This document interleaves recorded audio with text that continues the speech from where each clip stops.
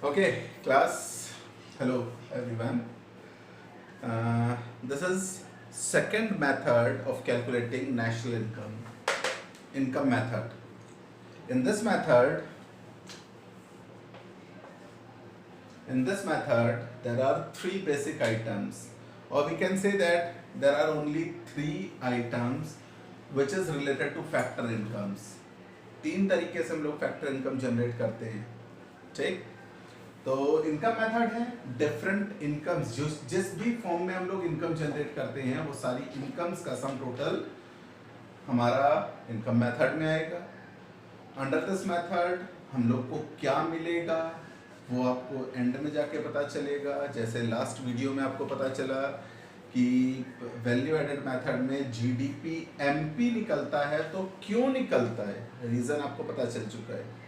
वैसे ही यहाँ पर इनकम मेथड में क्या निकलेगा और क्यों निकलेगा वो आपको एंड में जाके पता चलेगा, इसलिए पूरी वीडियो को बहुत ध्यान से देखना। Income method there are three basic items. Three basic item means there are three methods of generating factor incomes. As you know that only factor incomes comes under while calculation of GDP or national income. Only factor incomes. Number one is compensation of employees. Okay, compensation of employees, it is called as COE. Compensation of employees, that means the income generated by the workers, factor income generated by the workers. Okay, factor income generated by the employees, that means in this situation a worker or an employee is hired by employer, यानी हम लोग जो किसी के लिए नौकरी करते हैं, that means in this situation employee is selling his services to the employer and get income in return. सिर्फ नौकरी करके पैसा कमाना। Second type of factor income called as operating surplus. Okay, operating surplus refers to income through investment. इस situation में काम हम करने की कोई ज़रूरत नहीं है, आपके पास पैसा इतना है कि आपने उसे इन्वेस्ट कर दिया और इन्वेस्ट करने के बाद घर पर बैठे हैं, आपके पास लगातार इनकम आती चली जा रही है, कोई काम करने की ज़रूरत नहीं। Only income through investment comes under operating surplus. And the third one is mixed income of self employed. Self employed लोग जितने भी होते हैं उनकी इनकम का सम टोटल मिक्स्ड इनकम है। Now the question comes, why it is called as mixed income? Because we know that factor incomes are of four types: rent, wages, interest and profit. These are the factor incomes. जो self employed लोग होते हैं, जो अपनी दुकान, जो आपने market के अंदर देखा है, तमाम लोग अपनी दुकान, अपनी शॉप्स में बैठ के काम करते हैं। Shop belongs to them, labour अपना खुद का वो इस्तेमाल कर रहे हैं, पैसा उन्होंने घर वालों से या अपने खुद की जो सेविंग्स थी वो लगा रखी है, एंटरप्रेन्योर वो खुद है, ठीक। यानी जो लैंड इस्तेमाल कर रहे हैं, land is self owned resources, उसके बिहाफ पे रेंट जनरेट होनी चाहिए, लेकिन वो अलग से रेंट निकालने का काम नहीं करते, because land belongs to them. Labours खुद भी तो लेबर हैं, अगर अपनी शॉप पर बैठने का वो काम कर रहे हैं तो दिन भर काम वो खुद भी कर रहे हैं, लेकिन अपने आप को वेजेस तो पे करेंगे नहीं, ठीक। पैसा घर से लगाया है, हमें मालूम है कि अगर बिजनेस में पैसा लगाया गया तो इंटरेस्ट जनरेट होनी चाहिए, लेकिन उन्होंने घर से पैसा लगाया या अपनी सेविंग्स खुद लगाने का काम किया, खुद को इंटरेस्ट भी देने का काम नहीं करेंगे।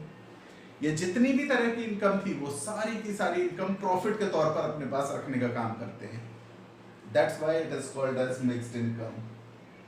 Okay, that's why it is called as mixed income, क्योंकि ये रेंट, वेजेस, इंटरेस्ट को अलग करने का काम नहीं करते। Everything belongs to profit. That's why it is called as mixed income. Income generation का थर्ड मेथड ये है, रिसोर्सेज भी खुद लगाए, दैट मीन्स इन्वेस्टमेंट भी अपना, लेबर भी अपना। मार्केट से कुछ लेबर और हायर करेंगे वो एक अलग मैटर है, लेकिन तीसरी तरह की जो ये इनकम जनरेशन का तरीका है, यहाँ पर इन्वेस्टमेंट भी अपना कर रहे हैं और लेबर के तौर पे भी खुद काम कर रहे हैं. This one belongs to selling of labour, this belongs to income through investment, this belongs to investment as well as labour of the self employed person. तो इनकम फैक्टर इनकम जनरेट करने के ये 3 मेथड, और इन तीनों को add करने पे जो आंसर हमारे पास आएगा वो है NDPFC. NDPFC means domestic income, net domestic product at factor cost. पिछली वीडियो में आप लोगों ने देखा प्रोडक्ट मेथड में बेसिक 3 आइटम्स को ऐड करने पे आपके पास जो आंसर आ रहा था वो GDP-MP था. यहाँ NDPFC आ रहा है. Now question arises, why NDPFC according to this method? So answer is this method belongs to income generation. Income doesn't leads to any depreciation. जो इनकम्स लोगों को मिल रही है वहां पर किसी भी तरह का कोई भी डेप्रिसिएशन नहीं हुआ है. हम लोग काम करके पैसा कमा रहे हैं, हमारा क्या डेप्रिशिएट हुआ? एज, हमारी एज बढ़ती चली जा रही है. आई थिंक एज बढ़ने के साथ साथ एक्सपीरियंस हमारा बढ़ता चला जा रहा है, जिसकी वजह से इनकम हमारी बढ़ती चली जा रही है. Nothing is depreciating. और वैसे भी इस एज को डेप्रिशिएशन से बचाने के लिए हम लोग हेल्थ एक्सपेंडिचर करने का काम करते हैं.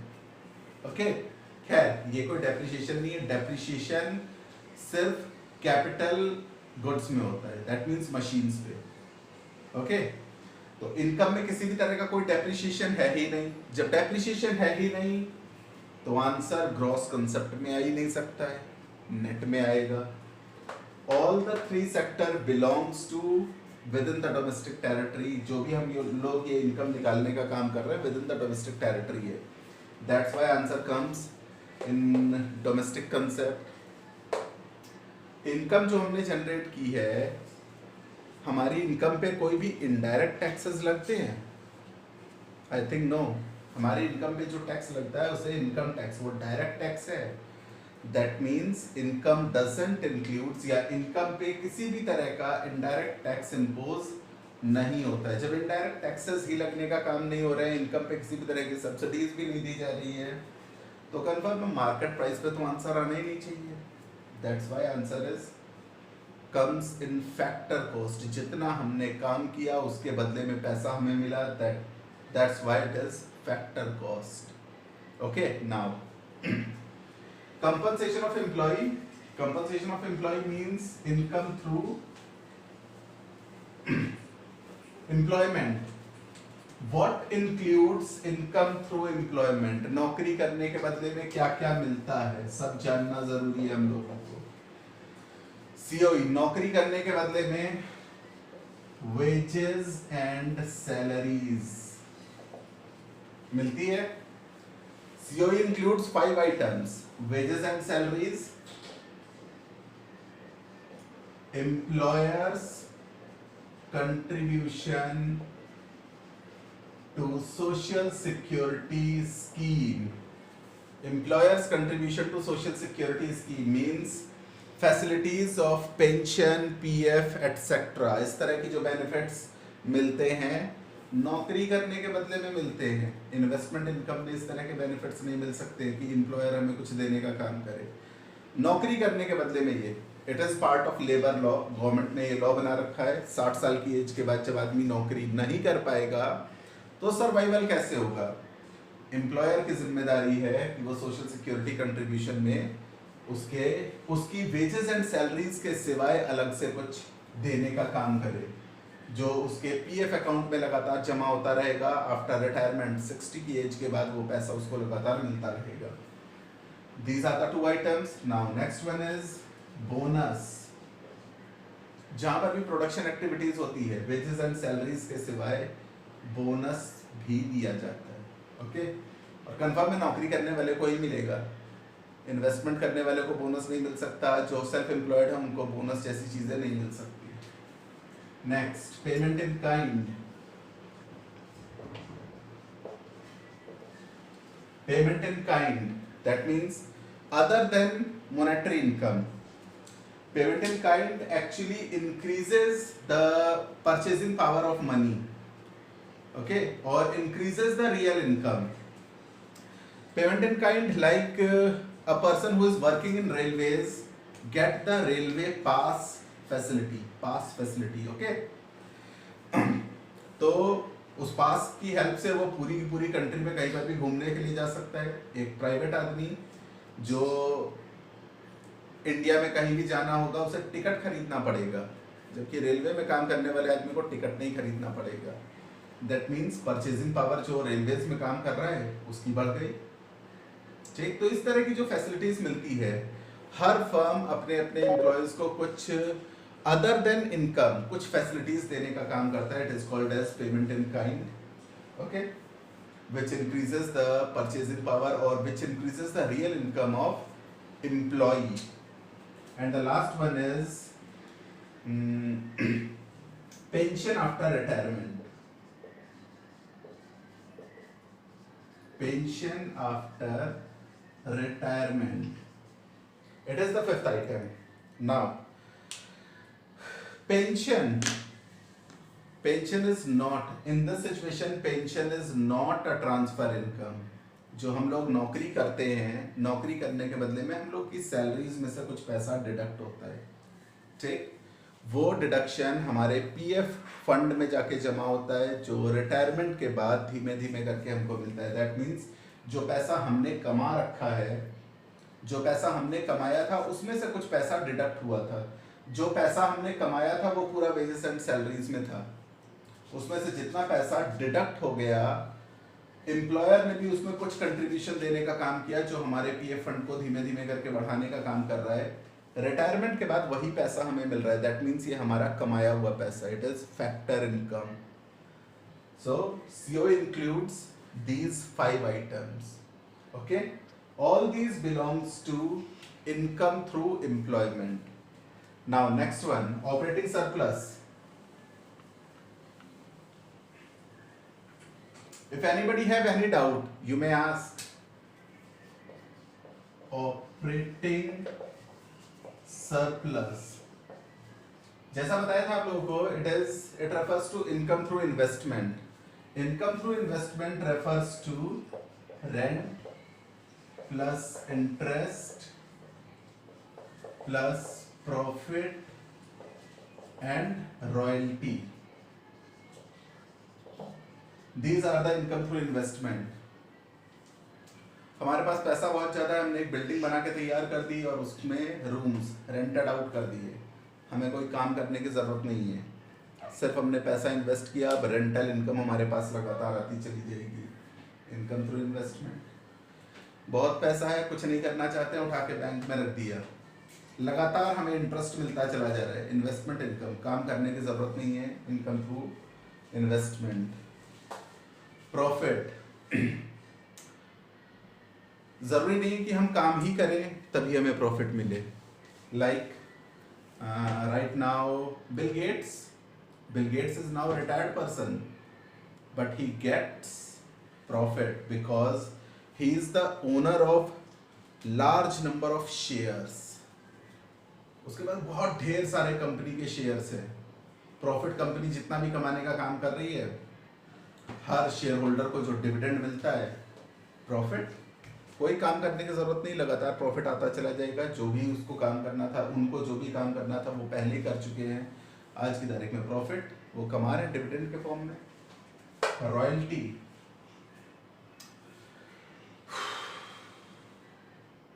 Income through investment, royalty is also income through investment. Like अपना अगर हम टाइम इन्वेस्ट करके एक बुक प्रिंट करवाने का काम करें, जब तक का उसकी कॉपीज बिकती रहेंगी, हमारा जो रॉयल्टी है उस बुक को लिखने की वजह से वो हमें लगातार मिलती रहेगी। One more thing, राजा महाराजा आज की तारीख में हमारी कंट्री में नहीं रहते हैं, लेकिन उनके जो लीगल हायर है वो आज भी है कंट्री में। वो अपने महलों में नहीं रहते हैं, उनके जो लीगल हायर थे वो भी अब महलों में नहीं रहते हैं बिकॉज ऑफ डेमोक्रेसी। तो उनकी प्रॉपर्टी का क्या हुआ?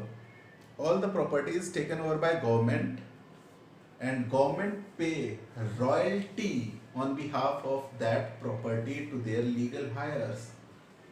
ठीक है, तो जो प्रॉपर्टीज इस तरह की थी जो राजा महाराजाओं से रिलेट करती थी, उनके जो ओनर हैं आज भी लीगल हायर, गवर्नमेंट उनको पर मंथ इनकम पे करने का काम करती है. It is also income through investment. Okay, so mixed income के लिए कोई फॉर्मूला नहीं है. By adding COE operating surplus and mixed income we get the value of NDPFC, net domestic product at factor cost. 3 basic items, COE, operating surplus and mixed income. Okay, if you have any doubt. अच्छा, एक चीज और बता दें यहाँ पे profit के बारे में.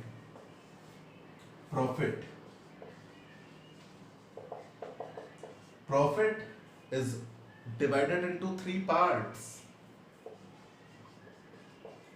Corporate tax plus undistributed profit plus dividend. Corporate sector बहुत इनकम जनरेट करता है. सुनने में भी आता है 400 करोड़ 500 करोड़. भाई अगर आप इतने करोड़ों की अगर इनकम जनरेट कर रहे हो तो उस इनकम का कुछ ना कुछ तो करोगे ही. सबसे पहले भाई आपको टैक्स देना पड़ेगा, which is called as corporate tax, corporate profit tax और प्रॉफिट टैक्स. आप कुछ भी बोलो, तीनों एक ही चीज है. तो जो आपने इतना प्रॉफिट कमाने का काम किया उसमें से एक हिस्सा आप टैक्स का पे कर दोगे. इसके बाद बाकी का जितना बचा शेयर होल्डर्स को आप डिविडेंड देने का काम करोगे. That means part of profit which is distributed among the shareholders called as dividend.